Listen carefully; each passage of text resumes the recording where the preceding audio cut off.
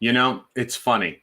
The more preparation that you do before your branded lifestyle portrait session, the more intricate and defined the shot sheet is for all of the different types of photos that you need to capture. It's usually those shoots that end up having the most improvisation and in the moment capturing of different types of photos. Instead of just capturing the photos that you intended to capture, it's the photos between the photos that really add a lot of variety and diversity to your image content portfolio.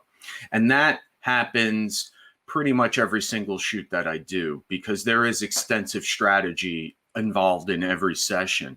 And that came up the other day when I was conducting a session with my client, Erica, who was in need of looking into the camera portraits for her website, as well as some lifestyle portraits that she can use for her social media.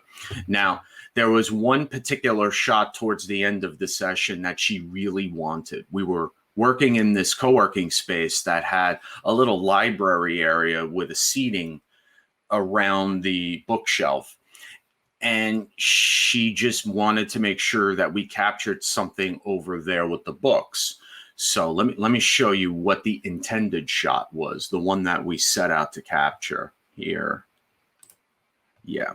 So this shot right there is the one that she really wanted to capture because it shows off all, and actually she told me the books that are by her hand and on that shelf are ones that she actually owns. So she really just wanted to have them in the vicinity. And as you could see, you know, we got the nice smile, the confident body language, sitting in the chair, everything's working really well. And that pretty much was what she wanted. But when I was there, I decided to capture another version of it, just slightly turning her face a little bit, changing the expression a little bit, because the emotional sentiment of this photo compared to this photo is slightly different based on her head angle and her mouth and her eyebrows and eyes, the way that they all converge together to create an expression. So we have that shot.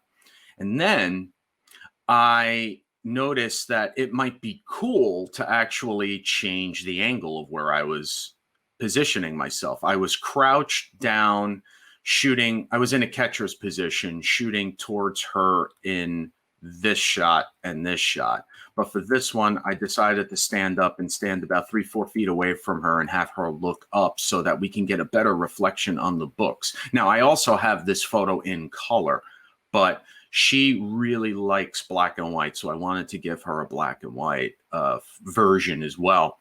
And if you notice, now that I'm in this position, I thought to myself, well, how else can we squeeze mileage out of this positioning? So what I did is I had her turn and look off camera. Now, if you notice, she's looking into this negative space where she is not present. Now, if she hands this photo off to a graphic designer, they can change the look of this side of the image to brighten it up so that if you put text in this area, you put a logo in this area, all of a sudden, this image has more visual pop to it. It looks completely different. And the fact that she's looking in this direction means that when people look at this photo, the first place they look is right in the face. So they're going to follow her eyes, and whatever content is put in this area, people are going to be more apt to read it. So that's kind of why I did that. Now, while I was also here, I decided to make her smile a little bit because, you know, that's kind of what I do. So I wanted to make sure that she's not just looking over to that side of the screen, but also with various expressions, because the emotional sentiment of those images are different.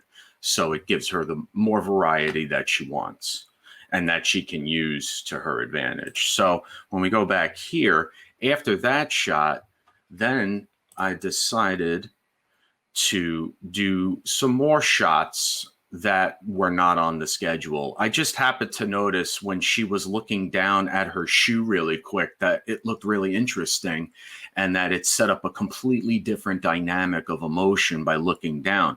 So I actually moved the light a bit to create more shadow on her nose over here to make this feel completely and totally different emotionally from the other photos. Now, I'm basically standing in the same position as the last photo, but the difference is that we snag this one because now this gives her a totally different vibe from the same space. This is more reflective and pensive, while the other ones were confident and happy and even joyous with the laughing photo. Now, I decided to stay in this lane for a couple more shots, and I went in a little bit tighter. And again, as I said, Erica loves black and white, so I decided to turn this into a black and white photo, and it feels really introspective. And that's what you want to do with your images, so that you have that emotional spectrum covered all the way from vulnerable to victory. And this one's on the more vulnerable side. But then this one goes back more to the victory side. I had said, I don't know, I don't remember exactly what I said, but I'm pretty sure I said something really stupid because I got her to laugh. And I just wanted to end that little section with a smile, a candid smile, something that felt really natural, because it was, we weren't intending to do it that way, but that's just how it happened to pop out.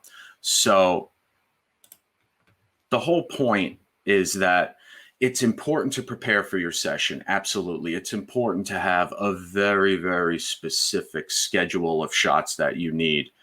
But it's not just about those shots. It's about the shots within the shots.